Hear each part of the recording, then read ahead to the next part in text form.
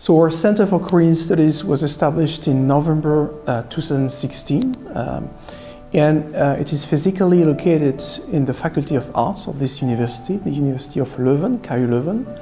The center has a twofold objective. Firstly, to conduct research and facilitate the dissemination of knowledge about Korea. And secondly, to coordinate the Korea-related classes. It can be Korean language classes, the history of Korea, introduction to Korean culture, society and politics, to all these classes taught here at the University of Leuven.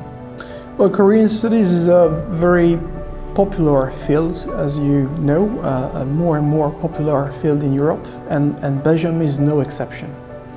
The first Korean classes were taught here in 1986. And at that time, no more than 4 or 5 students attended the classes. Today, so in 2021, we have 50 students attending Korean classes, sometimes 70, 80 students every year. I have lots of very wonderful experiences. I was preparing an interview with a Belgian newspapers about K-pop.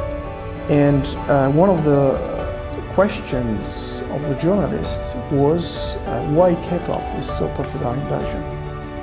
And I have to confess that I could not really answer the question because it's not really my field. So I asked my students. My students started talking about K-pop, but in a very rational and very structured way. Say, okay, it's not only a light entertainment with good lyrics and musics.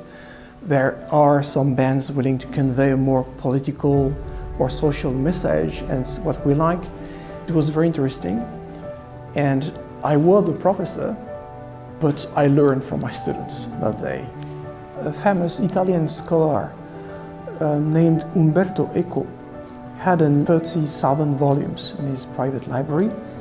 And he used to say that thanks to these books, he was able to experiment 30,000 different lives.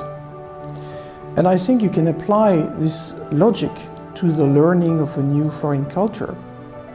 And I think that it's often through this process that you, a bit paradoxically, become conscious of your own identity. So I would definitely recommend that you take some time to discover this very rich Korean culture.